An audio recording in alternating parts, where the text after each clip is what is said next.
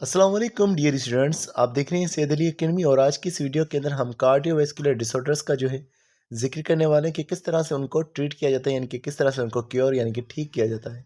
तो तीन तरह के मुख्तलिफ तरीक़ेकार हमारे पास मौजूद हैं और वो तीन तरह के तरीक़ेकार अलग अलग बीमारियों के लिए होते हैं, लेकिन ये सारे हार्ट के साथ या ब्लड वेसल्स के साथ में जुड़े हुए हैं। सबसे पहला है कॉर्नरी बाईपास। आपने पहले लफ्ज़ कॉर्नरी आर्टरी सुना था, यानी कि आर्टा में से निकलने वाली ऐसी आर्टरीज जो कि ब्लड को हार्ट में पहुंचा रही हैं, यानी कि हार्ट की खुद की वॉल्स को ब्लड दे रही हैं। अब अगर वो आर्टरीज जो ब्लड हार्ट को दे रही हैं, अगर वो किसी तरह से ख़राब हो जाए, नैरो हो जाए, तो थोरम्बस की वजह से या किसी भी चीज़ की वजह से अगर वो ब्लॉक हो रही तो हार्ट को ब्लड नहीं पहुंचेगा, तो पूरा हार्ट का जो मैकेनिज्म है वो बिगड़ सकता है। तो उसके लिए एक तरीक़ेकार यूज़ है, वो है कॉर्नरी बाईपास। अब कॉर्नरी बाईपास क्या है? लिखा हुआ it is a medical procedure to improve blood flow to the heart. Heart की तरफ ब्लड फ्लो उसे इम्प्रूव करने का तरीक़ेकार कॉर्नरी बाईपास होता है। और ये किस तरह से लिखा हुआ, it may be needed when the arteries supplying blood to heart tissue called coronary arteries are narrowed और ब्लॉक्ड।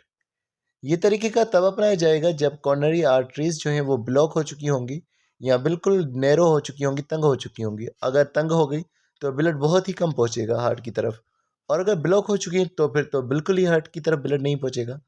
तो आगे लिखा हुआ है coronary bypass uses blood vessels from another part of the body and connects them to the blood vessels above and below the narrowed artery. Coronary bypass के अंदर ये तरीक़ेकार होगा कि हमारे जिस्म के दूसरी जगहों से आर्टरीज ली जाएंगी। ये कौन सी जगह से ली जा रही? खासतौर पर चेस्ट वाली जगह से आर्टरी ली जाएगी, और दूसरा लेग्स की तरफ से आर्टरीज ली जाएगी। और उन आर्टरीज को ब्लॉक्ड आर्टरी के ऊपर और नीचे लगा दिया जाएगा, यानी कि एक अलग से रास्ता बनाया जाएगा ताकि ब्लॉक्ड आर्टरी के बजाय जो ब्लड है वो अब न्यू आर्टरी से गुजरता जाए। तो इसके हिसाब से लिखा हुआ है बाईपासिंग द नैरोड और ब्लॉक्ड कॉर्नरी आर्टरी। तो इसका मतलब है कि एक और रास्ता दिया जाएगा ताकि जो नैरोड और ब्लॉक कॉर्नरी आर्टरी है उसके बजाय दूसरी जगह से ब्लड वो जाए। इस तस्वीर में आप कॉर्नरी आर्टरीज को देख सकते हैं, और येलो कलर से कुछ और आर्टरीज वो लगाई गई हैं, जो कि आप देख रहे हैं कि ऊपर और नीचे की तरफ लगाई गई हैं इस ब्लॉक्ड आर्टरी के। इसी तरह से एक और भी है, वो भी इसी तरह से यूज़ की गई है। अब एक चीज़ ये ज़हन में रखिएगा कि जो लेग से ली जा रही हैं उसका नाम है ग्रेट सिफेनस वेन, और दूसरा जो चेस्ट की तरफ से ली जा रही है आर्टरी उसका नाम है इंटरनल थोरेसिक आर्टरी। तो ये यूज़ की जाती हैं एक इंसान के अंदर। अब जहन में एक चीज़ ये रखिएगा, कॉर्नरी आर्टरीज 90% जो एंजीना पेक्टोरिस है उसके केसेस को वो सॉल्व कर देती है। काफ़ी ज़्यादा एडवांटेजेस हैं, हाँ, लेकिन डिसएडवांटेजेस भी हैं, लेकिन वो बहुत ही कम है, लेकिन फ़ायदे इसके बहुत ज़्यादा होते हैं। अब एक और तरीके का जिक्र करते हैं जिसका नाम है एंजियोप्लास्टी। एंजियोप्लास्टी भी एक मेडिकल प्रोसीजर है जिसके अंदर हम एक नैरोड ब्लड वेसल को, नैरोड आर्टरी को ठीक कर रहे हैं। तो इसका मतलब क्या है? इसके अंदर ये है कि it is a medical procedure use to improve the flow of blood through narrowed artery. पहले हम कॉर्नरी जो बाईपास कर रहे थे, हम एक और आर्टरी लगा रहे थे, लेकिन एंजियोप्लास्टी में उसी खराब ब्लड वेसल को ठीक किया जा रहा है। तो किस तरह से होगा? लिखा हुआ it involves placing a long thin tube catheter into a blood vessel to place a small balloon at the side of the narrowing. होगा ये कि जो हमारी ब्लड वेसल ख़राब हो चुकी होगी उसके अंदर एक ट्यूब की मदद से, जैसे कि कैथेटर है, उस ट्यूब की मदद से एक बलून वो दाखिल किया जाएगा, और फिर उस बलून को फुलाया जाएगा। तो लिखा हुआ when the balloon is inflated the blood vessel should open. जैसे ही बलून जैसे यहाँ पर मौजूद है वो फूलेगा। बलून वेसल के फूलने से क्या होगा? ये जो येलो कलर से आपको नज़र आ रहा है प्लाग, जैसे यहाँ पर भी आप इसको प्लाग को देख सकते हैं जो ज़्यादा जगह घेरा हुआ है, तो ये जो प्लाग ज़्यादा आपको नज़र आ रहा है वो इस बलून के फूलने से वो भी नैरो हो जाएगा। तो कंप्रेस्ड प्लाग हमें देखने को मिलेगा। तो लिखा हुआ है when the balloon is inflated the blood vessel should open and allow a healthy flow of blood. तो इससे जो ब्लड होगा वो हेल्दी तरीके से, यानी कि ज़्यादा अच्छे तरीके से उस ब्लड वेसल में से गुजरेगा।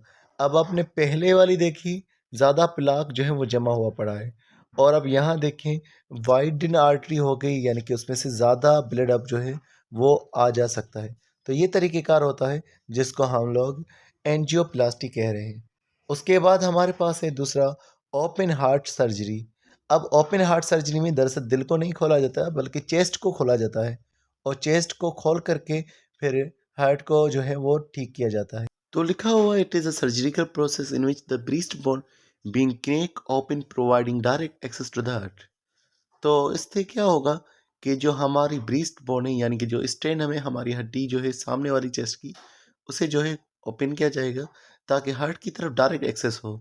और उसके बाद क्या होगा, allowing surgeons to fix heart problems while the patient replaced on a heart lung machine।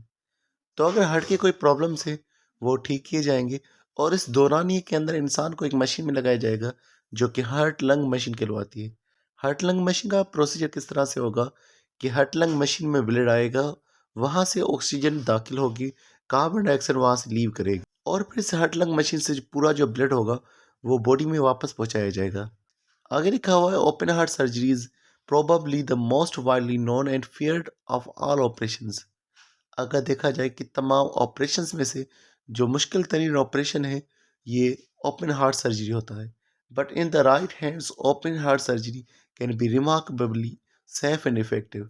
लेकिन अगर अच्छे डॉक्टर्स हों और वो ठीक से काम कर रहे हैं तो ओपन हार्ट सर्जरी जो है वो एक सेफ और अफेक्टिव तरीक़ेकार हो सकता है जो कि दिल की प्रॉब्लम्स को भी ठीक कर रहा है, associate with excellent outcomes for patients. और इसके साथ में पेशेंट्स के साथ जो है अच्छे नतीजे जो है उनको हासिल होते हैं। अब यहाँ पर कुछ तरीक़ेकार लिखे हुए हैं कि किस तरह से जो है कौन से लाइफ़स्टाइल हैं, कौन से चेंजेस हैं जो कि कार्डियोवैस्कुलर डिसऑर्डर्स को रोक सकते हैं। तो सबसे पहले लिखा हुआ है ईट हेल्दी डाइट। अगर हम खुराक हासिल कर रहे हैं वो हेल्दी होनी चाहिए। और हेल्दी खुराक किसको कह रहे हैं, लिखा हुआ है low salt and low saturated fats and cholesterol as protective against cardiovascular disorders. अगर साल्ट का यूज़ कम है और सैचुरेटेड फैट्स और कोलेस्ट्रॉल कम यूज़ हो रहे हैं। सैचुरेटेड फैट से मुराद क्या है, जैसे घी हो गया, चीज़ हो गया, मक्खन हो गया, ये सारे जो हैं सैचुरेटेड फैट में आ जाते हैं। तो चर्बी हो गई, तो इनका इस्तेमाल, कोलेस्ट्रॉल का इस्तेमाल कम हो तो कार्डियोवैस्कुलर डिसऑर्डर्स को बचाया जा सकता है।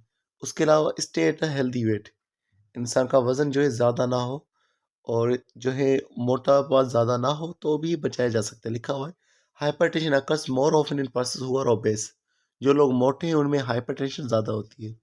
और उसके अलावा से लिखा हुआ है maintaining a healthy weight reduce risk of cardiovascular disorders. क्योंकि जो मोटे होते हैं उनकी जो कोलेस्ट्रॉल होता है वो उनकी वेसल्स में जमा हो जाता है, इसी वजह से फिर ब्लड वेसल जो है वो नैरो हो जाती है तो ज़्यादा उनका ब्लड प्रेशर बढ़ जाता है। तो अगर जो है वेट कम होगा, फैट कम होगा बॉडी में, तो उसके नतीजे में कार्डियोवैस्कुलर डिसऑर्डर्स भी नहीं होंगे, ना ही ब्लड प्रेशर ज़्यादा होगा। उसके अलावा लिखा हुआ है डोंट स्मोक। स्मोक भी जो है वो भी नुकसानदेह है। लिखा हुआ है smoking raises your blood pressure so puts you at high risk of cardiovascular disorders. अगर स्मोक करेंगे तो ब्लड प्रेशर बढ़ेगा और कार्डियोवैस्कुलर डिसऑर्डर्स का रिस्क भी जो है वो बढ़ेगा। उसके अलावा लिखा हुआ है keep your cholesterol and triglyceride level under control. वही बात लिखी हुई है कि high level of saturated fat and cholesterol can clog your arteries and raise risk of cardiovascular disorders. कि अगर सैचुरेटेड फैट ज़्यादा है, कोलेस्ट्रॉल ज़्यादा है, तो आर्टरीज जो है वो ब्लॉक हो सकती है और कार्डियोवैस्कुलर डिसऑर्डर्स जो है ज़्यादा हो सकते हैं। और जो दूसरा तरीक़ेकार है एक्सरसाइज, एक्सरसाइज जो है वो फ़ायदेमंद होती है। तो लिखा हुआ है those who exercise are less apt to have cardiovascular disorders. जो एक्सरसाइज करते हैं उनमें कम चांस होता है कि उन्हें कार्डियोवैस्कुलर डिसऑर्डर्स हो। तो जी स्टूडेंट, आज के लिए बस इतना। नेक्स्ट वीडियो के अंदर इंशाल्लाह नेक्स्ट टॉपिक का ज़िक्र करेंगे। तो मिलते हैं नेक्स्ट वीडियो में, तब तक आप अपना ख्याल रखिएगा। अस्सलाम वालेकुम।